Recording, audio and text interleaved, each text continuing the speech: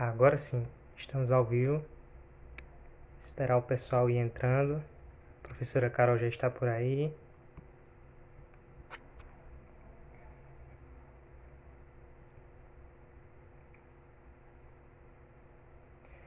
Então, pessoal, daqui a pouco estaremos dando início à primeira live do grupo PET Cidade, Saúde e Justiça, desse novo projeto que a gente está implementando.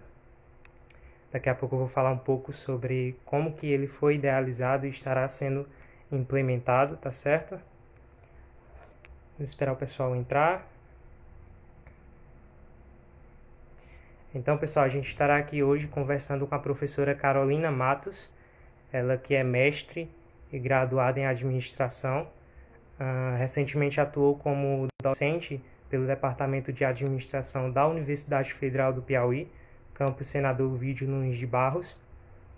E atualmente ela atua também como docente, mas agora pelo programa de pós-graduação Lato Sensu. Ela também é consultora empresarial e suas linhas de pesquisa, suas áreas de interesse são justamente a gestão de pessoas e a cultura organizacional. Então ela estará aqui hoje para nos repassar o seu conhecimento sobre o nosso tema central, que é gestão de pessoas, desafios e oportunidades no pós-pandemia, tá certo? Mas antes de convidá-la para entrar ao vivo, eu vou falar um pouco sobre a idealização desse projeto. Então, pessoal, o projeto ele foi idealizado em meio a essa circunstância, essa pandemia de coronavírus e de todas as eventualidades ocasionadas a partir dessa pandemia, tá certo? Tais como a própria suspensão das aulas presenciais e, consequentemente, a suspensão das atividades do programa de educação tutorial. E nesse momento ao qual a gente teve que, o programa em si teve que moldar as suas atividades para que pudessem ser realizadas de maneira remota, a gente teve pensando modos de como continuar proporcionando conhecimento ao público discente e continuar cumprindo com o objetivo básico do programa de educação tutorial, que é promover uma melhoria da qualidade da formação docente, da formação dos discentes e do ensino também. Então, foi mais ou menos nessas circunstâncias que o projeto foi idealizado. Inicialmente, a gente vai ter 4 lives. Essas 4 lives são relacionadas a 4 áreas de interesse. São elas a de administração, enfermagem, nutrição e história. Por que inicialmente essas 4 lives? Essas 4 áreas de interesse? Porque são justamente as áreas de interesse a qual o programa de educação tutorial possui integrantes. Então, hoje a gente vai iniciar com a live voltada para a área da administração, com o tema central voltado para a área da administração, mas que eu digo que não diz respeito somente ao público discente da administração. A gente vai tratar sobre gestão de pessoas, mas vamos falar também sobre áreas relacionadas a esse tema central, tais como a questão do empreendedorismo, do mercado de trabalho, um pouco de economia do Brasil, que diz respeito à população em geral. Então, é uma live para todos os públicos, não só para o público da administração, e a gente espera obter um bom retorno de vocês e espera que vocês gostem desse novo projeto que a gente está implementando. Tá certo? Bom, agora eu vou pedir para a professora. Eu estou com a colinha aqui do lado, tá certo? Então, se eu ficar olhando aqui para o lado, não, não, não se incomodem. Eu vou pedir para a professora Caroline sinalizar aí para a gente entrar ao vivo, para ela entrar ao vivo, tá certo?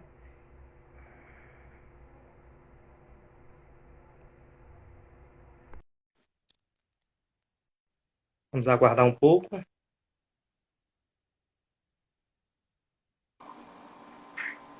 Olá, Isso, agora sim. E aí, professora, tudo bem?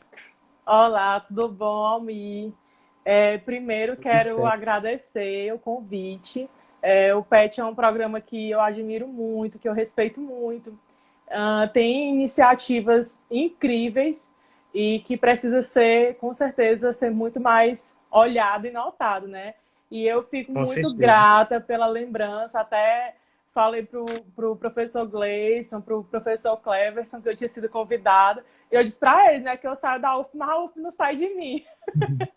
É bem Mas isso mesmo, professora. mas isso para mim é um motivo de muita alegria, né? Que eu realmente eu tive uma experiência muito boa, espero voltar, né? Seja por participações como essa, seja por outras oportunidades, mas eu fico muito feliz, muito grata pela lembrança, pelo convite, e de já, né, sempre estou à disposição para vocês, para a UF, enfim, para o que eu puder contribuir. Que bom, professora. Então, como a senhora já falou, mas a gente que se sente honrado e que se sente feliz, já queremos deixar aqui, em nome do Grupo PET, em nome da professora Ana Larissa, que é a nossa tutora, os nossos agradecimentos pela sua disponibilidade, a nossa imensa satisfação. Estamos muito felizes pela senhora ter topado de prontidão participar dessa abertura, né, desse projeto, e vai dar tudo certo, né? Vai dar Então, sim. Então vamos iniciar, pessoal, com o nosso... Começar a falar sobre esse tema central, né? Gestão de pessoas, desafios no presente, né? E desafios e oportunidades no pós-pandemia. Tá certo, professora? Eu queria perguntar à senhora qual a sua concepção geral acerca desse tema, mas relacionada ao contexto histórico que a gente sabe que o Brasil tem passado nessa última década, com várias crises. Eu anotei alguns dados aqui, desde 2008. Em 2008, o Brasil passou por uma recessão econômica. Em 2009 e 2010, o Brasil também passou por uma situação parecida ao qual estamos vivendo hoje, que é a questão da pandemia, mas dessa vez do H1N1. Teve também a pior recessão em 2013, desde o início do Plano Real. Em 2014, houve crise política. Atualmente, a gente está passando por uma crise política também, digamos assim, em decorrência dessa questão da pandemia do novo coronavírus. E a gente sabe que essa pandemia chegou no momento em que o Brasil estava com perspectiva para se recuperar, sua economia em aspectos gerais, mas que essa pandemia, digamos que ela agravou ainda mais o cenário econômico brasileiro. Hoje a gente sabe que temos ainda uma alta taxa de desemprego. Para ser mais exato, são 12,6 milhões de pessoas que estão desempregadas, sem falar no número de desalentados e pessoas que já desistiram de procurar emprego, justamente porque não encontram.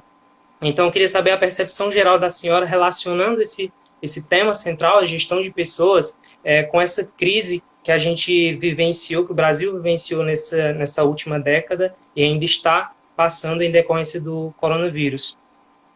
A gente tem que lembrar, né, que não estamos vivendo um momento exclusivo, né, de declínio, infelizmente. Isso. Né? A gente já carrega na nossa história há muitos anos, né, mas vou focar aí na última década, nos últimos 15 anos, uma recessão econômica, financeira, e isso afeta diretamente todo mundo, né? Não tem como. Do mais alto ao mais baixo poder hierárquico, todo mundo acaba sendo afetado, né? De alguma forma. Seja na diminuição do salário, seja na diminuição de oferta de emprego. Isso é ruim para as empresas, isso é ruim para as pessoas, isso é ruim num sentido geral. E eu gosto sempre de trazer esse assunto, que é a economia, para todos os contextos que eu abordo, né? Seja de comportamento de consumo, seja de gestão de pessoas, como a gente está vendo agora, porque Sim. Tudo isso, né? Na verdade, a economia ela é configurada por todas essas questões, né? Então, quando eu falo que isso impacta diretamente todos nós, talvez algumas pessoas não tenham sentido ainda, né? Não sei como, mas talvez alguns não tenham sentido ainda o impacto direto de tudo isso que está acontecendo. E aí tem um dado bem recente que fala que diz que houve um aumento de 17% de desemprego no mês de março e abril em relação ao ano passado, né? Então, isso é muito preocupante, isso é muito alarmante, isso faz com que as pessoas realmente procurem outras alternativas, que as pessoas encontrem algo que realmente se identifiquem, e aí a gente vai falar um pouquinho mais adiante, né? Mas só dando uma contextualizada geral, né? Do perfil desse profissional. Então, mesmo antes da pandemia, né? Antes de tudo isso estar acontecendo, a gente já via um perfil profissional, um posicionamento das pessoas modificando. Como? que as pessoas elas estão cada vez mais buscando o emprego, ou locais de trabalho, ou empresas, enfim, em lugares que elas se identifiquem. Não só simplesmente para trabalhar e para ganhar seu salário no final do mês. Apesar de que a gente, né, vive nesse caos econômico há muitos Isso. anos, né? Mas mesmo assim, a gente consegue observar que as pessoas, que os profissionais, eles buscam essa colocação no mercado para algo que faça sentido para eles, né? E aí a gente tem inúmeras variáveis que afetam nisso, né? Desde as econômicas, como eu já citei, a questão de saúde mental, que está sendo super debatido, enfim. Sim. Então, tem inúmeras questões que levam para essa decisão, né? Seja de entrada no mercado de trabalho, seja de manutenção no mercado de trabalho, seja de manutenção da empresa, né? Essa contrapartida. Você foi meu aluno, um excelente aluno, por sinal, e sabe que eu gostava muito de dizer Sim. que essa relação empresa-empregado, né, empregador-empregado, é uma via de mão dupla, né? Então, um vai oferecendo e o outro vai recebendo e há essa conversa. Então, eu acho que, mais ou menos nessa visão panorâmica desse contexto que a gente tem, não vou me adentrar muito na questão histórica, porque sei que tem historiadores assistindo e eles podem puxar Sim. minha orelha, mas a gente precisa entender, né, que isso não é infelizmente, esse momento que a gente está vivendo não é uma exclusividade, digamos assim, de pontual. Isso vem se alastrando há muito tempo e a tendência é isso ter consequências a longo prazo também, né? E pelo que a gente vê, infelizmente, as consequências não estão sendo muito boas e as previsões também não são das melhores. Mas tudo se tem um jeito e a gente vai conversando aqui sobre isso. Isso. É interessante essa abordagem inicial que a senhora fez, porque as pessoas, estando elas desempregadas, estão buscando modos de soluções para a sua vida financeira. Muitas delas estão caminhando para a questão do empreendedorismo, que a gente vai tratar agora, e eu mesmo conheço pessoas, amigos meus, que perderam seu emprego e agora estão buscando soluções no empreendedorismo. A senhora acha que esse seria um momento para empreender, já que muitas pessoas estão buscando uma recolocação no mercado de trabalho, principalmente com relação a essa questão do coronavírus, que tem dificultado muito a economia do Brasil e esses dados muito alarmantes. Então, a senhora acha que empreender é a hora certa para empreender? Olha, até sobre esse tema, vou até já dar um spoiler aqui. Recentemente eu gravei um podcast para os meninos lá do Amigos da Comunidade, do Amigos Cast, e eu falei muito sobre isso, né? Então, em breve vai ser lançado aí. Então, eu sou uma das pessoas que eu acredito que eu sou uma das pessoas que mais apoia e incentiva o empreendedorismo, seja qual for a circunstância, seja quem for, enfim. E aí a gente entrando um pouco mais digamos assim, no conceito de empreendedorismo, a gente sabe que empreender, né? Eu vou tentar falar de uma linguagem mais abrangente para que essa fala chegue ao maior número de pessoas, mas empreender não é necessariamente você ter um CNPJ, você contratar pessoas para trabalhar para você ter matéria-prima, enfim, ter um contexto formal, né? Existem vários tipos de empreendedorismo, eu não vou entrar tanto aqui para a gente não se delongar. Mas especificamente sobre a sua pergunta, a gente está num momento muito delicado. E o que é que acontece? E eu acho louvável, eu admiro as pessoas que realmente estão colocando aí a cara a tapa, né? Que estão colocando Sim. literalmente a mão na massa, né? Que tem muita gente aí empreendendo, principalmente para o ramo de comida. Eu acho louvável, né? Eu super incentivo, eu admiro e eu sou a pessoa que mais coloco para frente. Só que o que acontece? No momento de crise, né, como o momento que a gente está instalado, seja no caso, né, a gente está num momento de crise higiênica, sanitária, de saúde, de política, de economia, de todos os âmbitos, né? Um momento de crise, por incrível que pareça, é uma ótima oportunidade que as pessoas veem de empreender, né? Um dos fatores que isso acontece é porque as pessoas têm a sensação de que não se tem muito a perder. Então, é meio que aquela máxima assim, não, eu vou tentar aqui. Se não der certo, eu não tenho nada a perder mesmo, então vamos ver no que dá. né? Então, especificamente nesse momento de crise, isso que eu estou falando são os autores que falam, tá, gente? Isso que eu estou colocando em observação, por quê? Será que realmente, né? E aí eu coloco essa pergunta para vocês que estão assistindo. Será que realmente empreendedorismo, né? Abrir o seu negócio, vender alguma coisa, é realmente a solução? E aí a gente tem que ponderar por alguns pontos, porque nesse momento a gente fica muito apegado à emoção, né? A gente fica muito tentado pelo lado emocional, pela expectativa, enfim, por aquilo pela animação, por aquilo que eu posso vender, e eu vou e me jogo.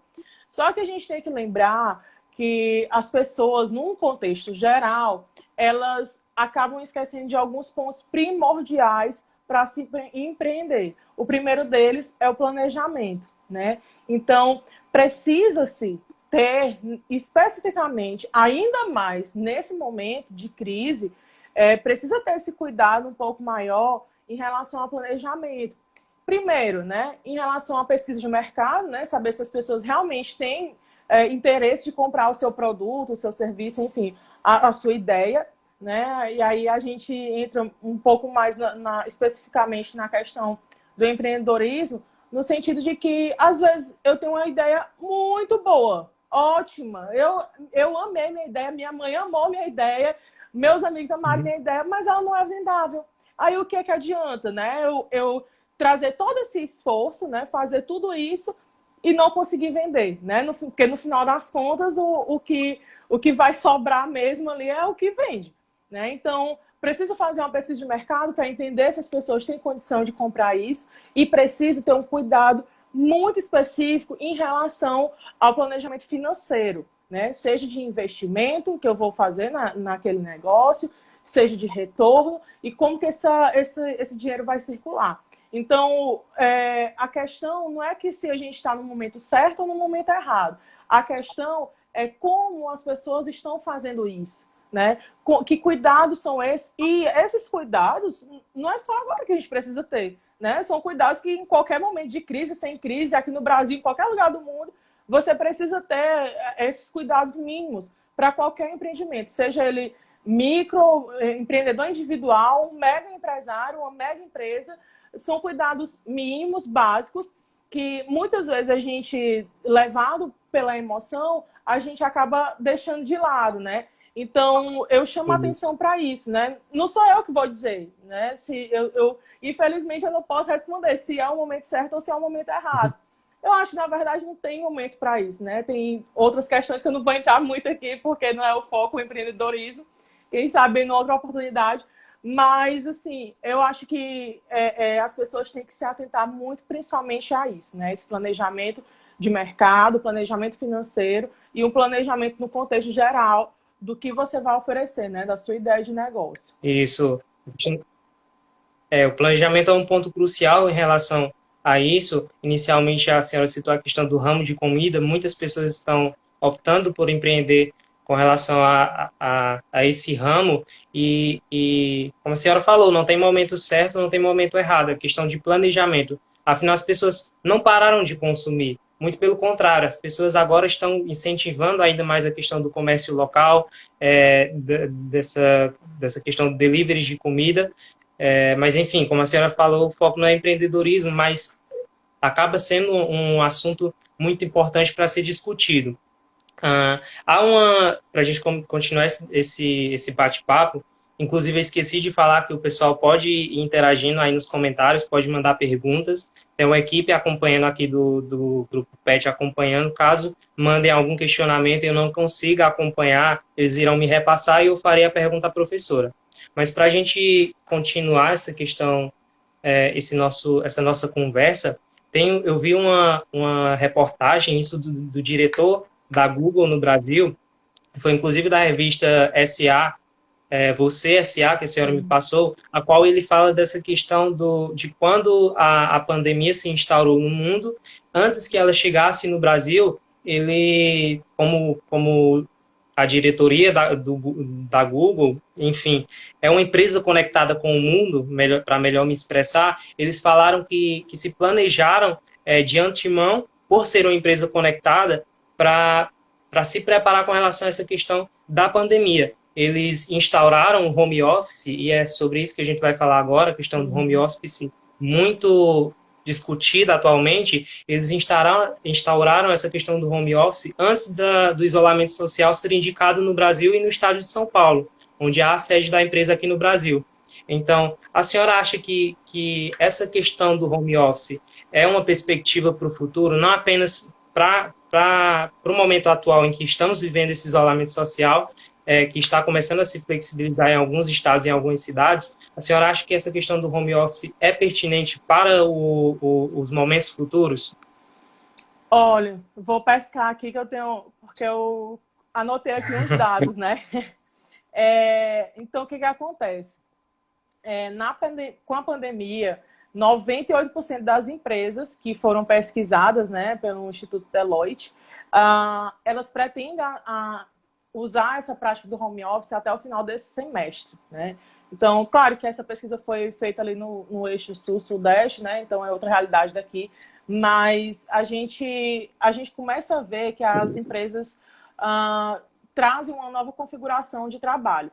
Isso, por um lado, é muito bom, né? Porque traz uma novidade, traz mais uma opção, mas, por um lado, a gente precisa ter muito cuidado, né? E aí eu vou chamar a atenção aqui não só em relação da adesão do home office, mas o que esse home office pode causar, tanto para o empregador como para o empregado, né? O primeiro ponto que vale ressaltar é que uma das mudanças mais perceptíveis que a gente pode ter é justamente essa relação trabalhista, né, entre empregador e empregado. Porque como esse trabalho remoto, ele ainda é muito desconhecido, querendo ou não, né, ele é bem conhecido em empresas como Google, multinacionais, né, que já tinham essa prática mesmo antes da pandemia. Mas, no contexto geral, essa prática do home office não é uma prática comum, né, e usual, digamos assim.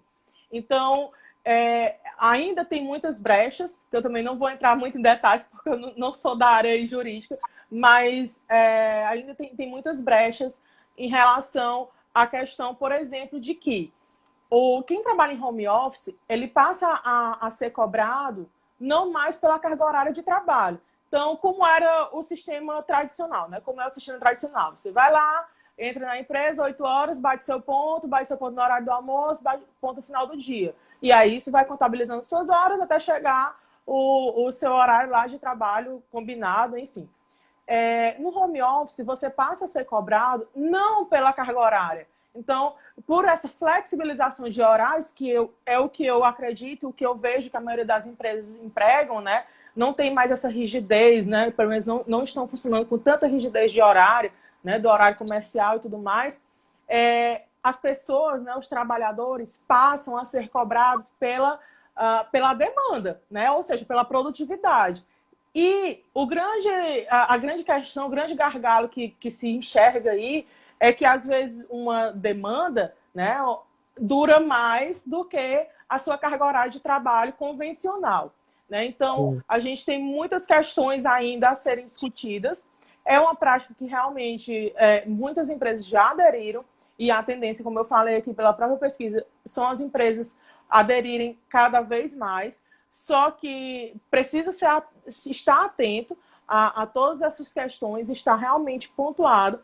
E, principalmente, a gente tem que lembrar, né, que tem um ditado popular que diz que a corda sempre arrebenta para o lado mais fraco, né? E nessa relação, o lado mais fraco a gente sabe que é o trabalhador, né? Então, dentro de um contexto de crise até que a gente está vivendo, as pessoas tendem a se submeter a condições de trabalho além do que elas podem, né, ou do que elas teriam normalmente para ter um emprego, né? Enfim, para ter o salário e por aí vai.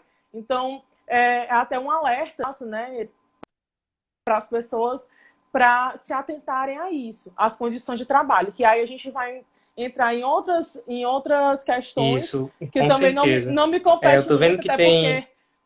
até porque Desculpa, minha professora, cunhada que tá... psicóloga está assistindo, entendeu? E aí eu não vou entrar muito na questão emocional. mas entre Tá todas as certo. questões de saúde mental e outras variáveis que influenciam nesse fator também. Mas, principalmente, eu queria enfatizar essa questão das pessoas estarem atentas a esse sistema para também não saírem, né, tão prejudicadas, né, ou pelo menos não diminuírem aí o prejuízo. Isso, com certeza. Eu vi que teve um pessoal que entrou aqui após a gente ter iniciado. Para quem entrou recentemente, a gente está conversando com a professora Carolina Matos, ela que é mestre e graduada em administração, tá certo? Ela atuou como docente no curso de administração na Universidade Federal do Piauí, no campus de Picos. Atualmente ela é consultora empresarial e atua também como docente, mas agora pelo programa de pós-graduação Lato Sensu. A gente está falando sobre o tema central, né? O tema central, porque estamos abordando vários outros assuntos relacionados a essa questão, mas a gente está abordando o tema central, gestão de pessoas, desafios e oportunidades no pós-pandemia. Já falamos sobre a questão do empreendedorismo, já falamos sobre home office.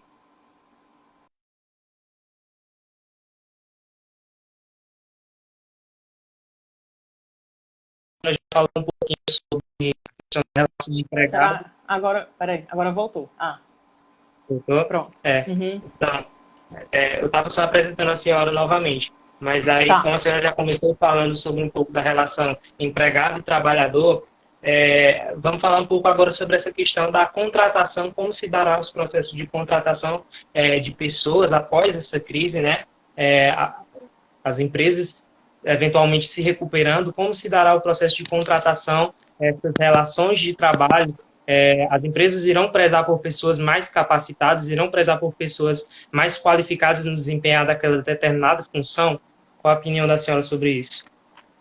Com essa realidade, principalmente, né, nesse contexto de home office, como eu falei, né, da operacionalidade pela demanda, a tendência Sim. é as empresas contratarem pessoas para demandas cada vez mais específicas, né? Então, como se eu fosse setorizar ainda mais a minha empresa. Então, aquele departamento de recursos humanos ou aquele departamento, enfim, seja qualquer departamento. Vou usar aqui o exemplo de recursos humanos.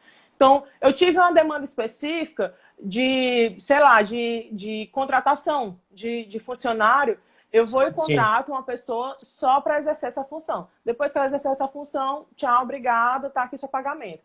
Então, a tendência é cada vez mais chegar nessa... Até alguns autores falam de uberização, né, desse sistema de trabalho. Em relação à especificidade, isso aí vai estar atrelado, né, a isso que cada vez mais a gente precisa estar mais específico, mas ao mesmo tempo integrado e conectado com as demais áreas, né? Hoje eu estava conversando, inclusive, com um amigo meu que está se formando em nutrição e eu estava falando para ele da importância, por exemplo, da área da saúde, né? Fisioterapeuta, médico, enfim, psicólogo, nutricionista, está todo mundo ali conversando integrado, porque cada um tem a sua função, né? Então, isso se expande para qualquer área.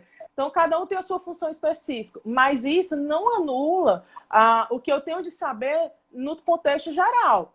Porque eu não vou resolver um problema isolado sem ver o todo, né? Aquilo que a gente vê lá no jardim da administração, que é a visão holística, né? Então, não tem como... até tem, né? Eu não vou generalizar. Mas o ideal não é se resolver um problema pontual ou uma demanda pontual com base naquela questão isolada, né? E aí, em relação à especialização, a gente está vivendo um momento, né, que a maioria das pessoas estão reclusas e a gente está num momento que muitas instituições boas, né, reconhecidas, têm ofertado cursos, inclusive, gratuitos, né? Então, muitas instituições, como o FGV, Harvard até, elas têm oferecido cursos gratuitos. Então, eu acho que, assim, nesse momento específico que a gente está vivendo, e eu fico muito feliz em ver que cada vez mais as pessoas estão buscando cursos até de outras áreas, né? Se especializar em outras coisas, descobrir novos talentos, né? Então, muita gente aí cozinhando, tirando fotos, se maquiando. Fazendo live. Fazendo live, né? Sim. Então, assim, as pessoas, eu acho que está sendo um momento assim ideal e que muitas pessoas estão aproveitando para justamente para também abrir os horizontes, né? Eu acho que a gente tem, eu sou muito a favor dessa questão de que a gente tem sim que se especializar, a gente tem que focar em alguma coisa, até porque para você ser reconhecido naquilo ali, né? Não ter tanta essa abrangência, mas isso não te E impede de... aproveitar E Pode falar. aproveitar também a questão do tempo ocioso. A gente passou muito tempo, quase 3 meses, acho que pouco mais de 3 meses em quarentena, isolamento social. Nós discentes sem aula presencial, sem aulas remotas, falando especificamente da Universidade Federal do Piauí. Então a questão é aproveitar o tempo ocioso. Se tem instituições famosas, instituições renomadas oferecendo cursos gratuitos, por que não fazer? Se tem tempo livre, se não está fazendo outra coisa. Então, é bem interessante isso. Inclusive, em breve, não sou instituição renomada, mas em breve eu vou estar lançando meus cursos também, tá? Então, Ótimo. fique aí me acompanhando. Mas Fica aí o só convite. em relação a essa questão de aproveitar o tempo livre, né? Eu ouvi uma coisa super Sim, interessante, engraçada, assim, que até uma ex-aluna minha que falou, que comentou, que estava vendo uma live e o cara falou que futuramente as entrevistas de emprego não vão perguntar quais cursos você fez, qual a sua experiência anterior, que vão perguntar o que foi que você fez durante o isolamento, né, o período de pandemia. sim, Então, né, fica realmente. aí a reflexão, né, para quem está aí com esse tempo ocioso. Óbvio que a gente sabe que tem pessoas que precisam trabalhar, né, que estão trabalhando, mas a maioria das pessoas está aí com o tempo ocioso, está com o tempo livre. Então, vejam aí o que, é que vocês estão aproveitando, como que vocês estão aproveitando também, né? Porque isso vai, com certeza, impactar no futuro e na colocação de mercado, né? Com certeza. Então, pessoal, a gente está aí com mais de 30 minutos de live. Se eu não me engano, são 1 hora só que o Instagram que permite antes de encerrar. Eu acho que a gente pode passar para as perguntas agora. O pessoal aqui nos comentários fez algumas perguntas. Outras pessoas deixaram algumas perguntas na caixa de texto que a gente colocou no stories do PET, assim que a gente divulgou a live. Então, eu vou começar a fazer algumas perguntas para a senhora, tá certo? A primeira delas, o que configuraria basicamente como diferencial competitivo para as empresas no pós-pandemia? Em relação a... Eu entendi, né, nesse contexto aí, que em relação ao posicionamento estratégico das empresas, né? Eu vou só dar uma pincelada para responder, Sim, mas... Porque foge um pouco do assunto, né? De certa forma. Mas, assim, o que é que considera uma vantagem competitiva para a empresa? Ela continuar se diferenciando, né? Então, de alguma forma, não vou usar nem o pós-pandemia, eu vou usar o momento que a gente está vivendo agora. Um serviço que já era bem conhecido, né, que muitas pessoas já tinham acesso, que é o serviço de delivery, né, que antes sim, a gente só tinha mais acesso a esse serviço de delivery com produtos relacionados à alimentação, né, no setor alimentício. E hoje, meu filho, para você achar uma coisa que não tem um delivery é diferente. Ou é difícil, é que eu li aqui. É difícil. realmente. Então, muitas empresas trouxeram, né, agregaram isso às suas empresas para adaptar o mercado. Então, o primeiro ponto em relação à vantagem competitiva é óbvio que as empresas têm que se adaptar ao mercado, muitos já estão se adaptando. Algumas, a gente vai perceber que, apesar de terem se adaptado para esse meio digital, não vão permanecer porque não conseguem acompanhar, enfim, por vários motivos. E outras vão permanecer e vão crescer no meio digital, né? Vão funcionar de uma forma Sim, híbrida, né? Presencial e digital. Enfim, muita coisa vai acontecer. Então, a primeira coisa é se adaptar ao mercado, né? Se reconfigurar para o sentido de atingir esse novo cliente, né? Porque a gente começa a perceber que o comportamento das pessoas enquanto consumidores também está mudando. E isso afeta diretamente o posicionamento estratégico da empresa. Porque se o meu cliente muda, né, muda de comportamento, muda de padrão de consumo, automaticamente eu tenho que me adaptar a isso e eu tenho que modificar. E aí por isso que eu falo na questão da reconfiguração, né? Porque aí tem que ter todo esse estudo e essa reconfiguração da empresa para descobrir primeiro quem é esse novo cliente, para depois saber que diferencial e que vantagem competitiva é essa que ela vai ter, né? Porque só o delivery ou só um cupom de desconto, enfim, só uma coisa que todo mundo está fazendo, não vai lhe garantir uma fatia de mercado, né? Então, antes de mais nada, é justamente acompanhar esse movimento que os consumidores estão fazendo e como isso afeta na empresa, né? E aí, só abrindo parênteses, né, que às vezes as pessoas acham, vou estudar só o meu consumidor, né? Mas a gente tem que lembrar que a gente precisa ter um estudo, inclusive, né, que tem no livro da Estratégia do Oceano Azul. Sim. A gente tem que saber por que os não clientes, né, não compram da empresa. Mas também não vou me aprofundar muito, porque é mais para a área de estratégia.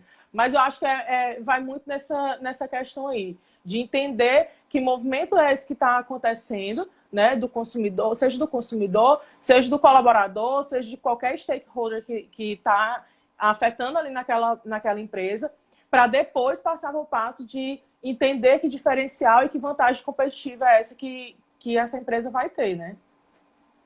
Isso, já aproveitando esse gancho que a senhora já começou a falar sobre a questão de se adaptar ao mercado, pediram para perguntar sobre como funciona a questão do empreendedorismo digital. A gente vê, continua presenciando que muitas empresas estão, ou melhor, no momento em que não puderam estar abertas, funcionando, tomando como exemplo a questão das lojas de roupas, muitos desses empreendedores que nunca tiveram contato com a tecnologia passaram a vender de maneira virtual. Então, a gente queria que a senhora falasse um pouco sobre essa questão do empreendedorismo digital. Eu vou ficar devendo essa expressão empreendedorismo digital, mas eu entendo que é mais a questão da adaptação do empreendimento para os meios digitais, né? Mas o que acontece? É justamente isso que você pontuou. Muitas empresas migraram para os meios digitais obrigatoriamente, né? Forçadamente, por livre e espontânea obrigação e pressão. Por isso que eu falei que nem todas vão conseguir sustentar, né, se sustentar nesse meio no momento após pandemia. Por quê? Muitas delas já vinham construindo, né, esse momento aí, esse meio digital, e como eu falei, funcionava de uma forma híbrida, né, presencial e digital, mas muitas não sabiam nem o que era um Instagram, não sabiam nem o que era um WhatsApp para negócios, não sabiam nada, né? E realmente, como bom brasileiro que nós somos, né, muita gente aprendeu aí na taca mesmo, né? Então, houve esse êxodo, digamos assim, do meio presencial, do meio físico para o meio digital, e que é uma grande lacuna, que a gente ainda precisa entender um pouco mais, ainda precisa aprofundar um pouco mais.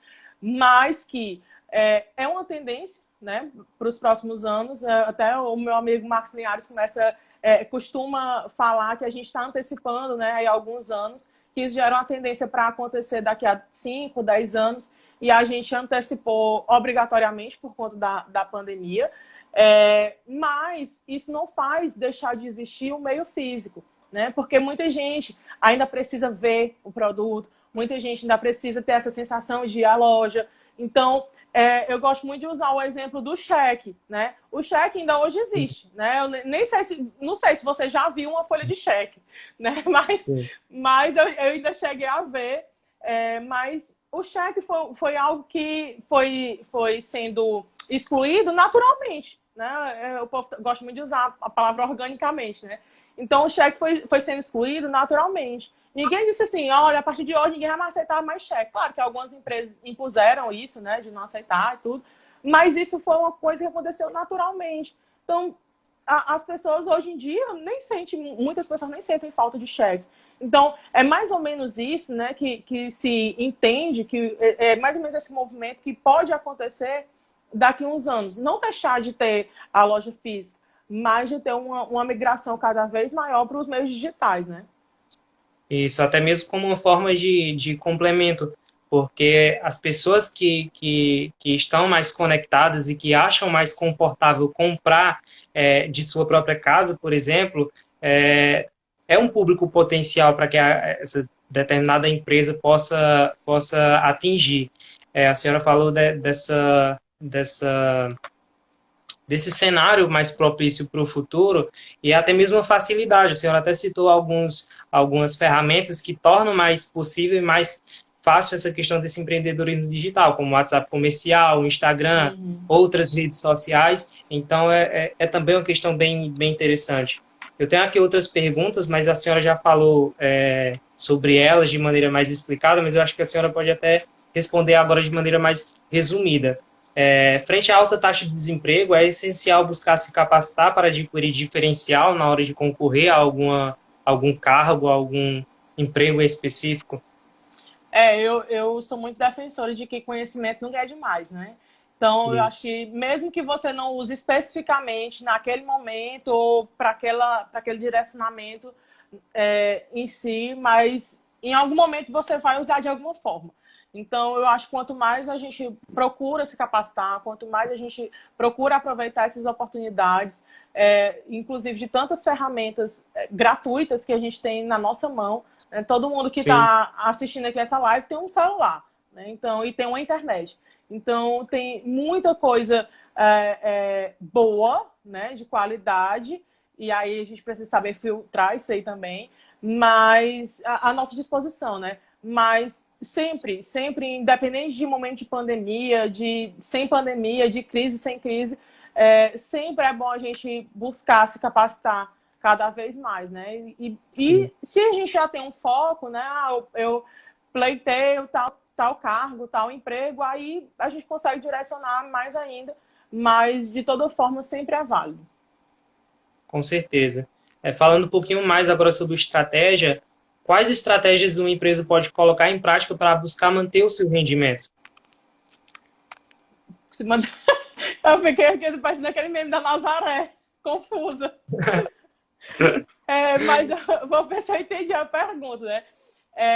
Então, eu entendi eu posso repetir qualquer coisa. Que é se manter no mercado, é isso? Isso, é. Pronto. Então, assim, eu acho que o primeiro de tudo é realmente entender o que está acontecendo. A gente vê que uma característica maravilhosa do brasileiro é se fingir de morto, né? Fazer de conta que não está nada acontecendo. Então, tá lá a crise, tá lá a pandemia, o coronavírus, e eu não estou nem aí, né? Então, é uma característica que, no contexto geral de Brasil, as pessoas se comportam dessa forma, né? Isso é levado para as empresas e é algo perigosíssimo. Por quê? Isso pode ser entendido como algo que a pessoa não está nem situada no tamanho do problema que ela está, né? Então, se você não sabe nem o que onde é que você está, né? Em que momento você está, do tamanho da responsabilidade, né, e do problema que você está, aí começa que você não tem nem como resolver, né? Muito menos como se manter. Então, eu acho que a primeira dica, assim, para responder essa pergunta é justamente as pessoas que compõem essa empresa se situarem e entenderem em que momento a empresa está, né, dentro desse contexto global. Né? Se ela está no momento de investir, que é mais difícil, se ela está no momento de recuar, se ela está no momento de manter. E aí, óbvio que dentro da administração a gente tem inúmeras ferramentas, inúmeros medidores de desempenho que auxiliam para isso, né?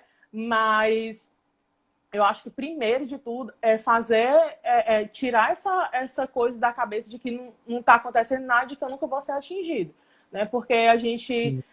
eu estou falando isso, mas até posso parecer um pouco dura, mas é a realidade.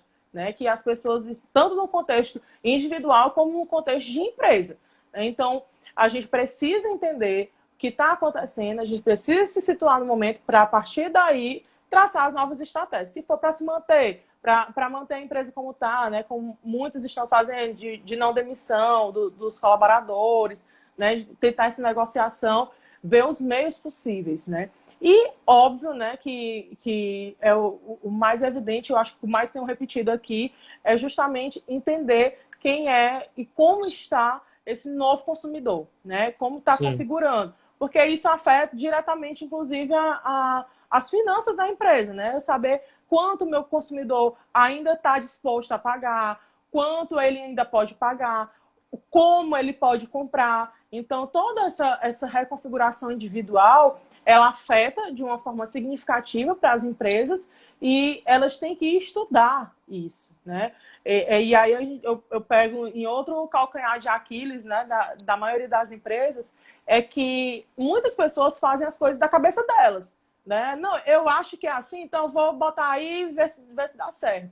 Então, isso não adianta, gente. Não adianta que as empresas elas só conseguem se manter no mercado, seja de período de pandemia, sem pandemia, pós-pandemia, invasão extraterrestre, seja o que for, estudando, conhecendo seu Realmente. mercado, conhecendo a sua empresa, porque tem muita gente que não conhece a sua empresa, não sabe que fluxo de caixa que está acontecendo ali, não sabe quem são as pessoas que vestem a camisa da empresa, não sabe onde essa empresa está chegando, né? Seja para frente, seja para trás. Então, a gente precisa entender isso primeiro, né? Então, por isso que eu falo que primeiro a gente precisa conhecer a empresa para depois conhecer o mercado, né? Já, isso para as empresas que já estão situadas, né? Que foi a pergunta que foi feita, né?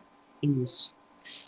Professora, então acho que é isso. Se a senhora tiver alguma outra colocação, mas desde já eu quero agradecer novamente pela presença da senhora, por ter se disponibilizado e por ter feito parte dessa abertura desse mais novo projeto do Grupo PET Cidade, Saúde e Justiça. Eu que agradeço todo mundo, né? A confiança mais uma vez. Agradeço todo mundo que acompanhou a live, que colocou aí comentários. Não consegui ler, porque eu sou muito desconecto, né? Se eu começar a fazer uma coisa, eu me desconcentro, né?